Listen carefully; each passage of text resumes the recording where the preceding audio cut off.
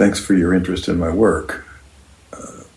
Like many writers, I'm often asked about the inspiration. Where does it come from? Why do I tell these stories? And I have to say that most often the stories don't seem to come from me, but through me.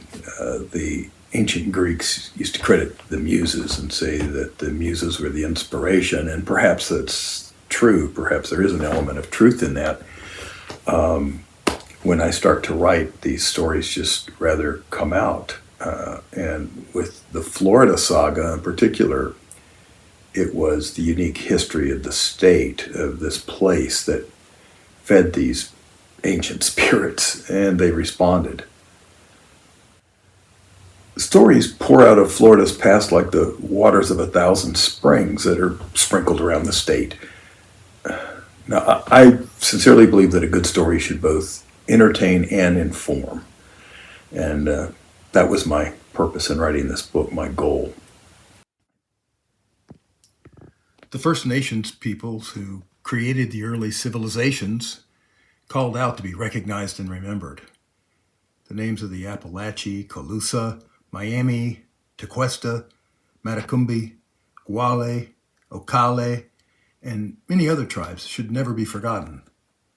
And although those tribes were decimated after the arrival of Europeans and the wars and diseases they brought, some few survived. And I believe their bloods mingled with that of the Hitchiti Miccosukee and the Choctaw and the Yamasee and other refugees and fugitives from the north who made up the Yatseminole, or Free Men, today's Seminole tribe. Other immigrants to Florida came from Spain, France, Britain, Minorca, the Caribbean, Greece, Japan, Eastern Europe, and multiple places in Africa.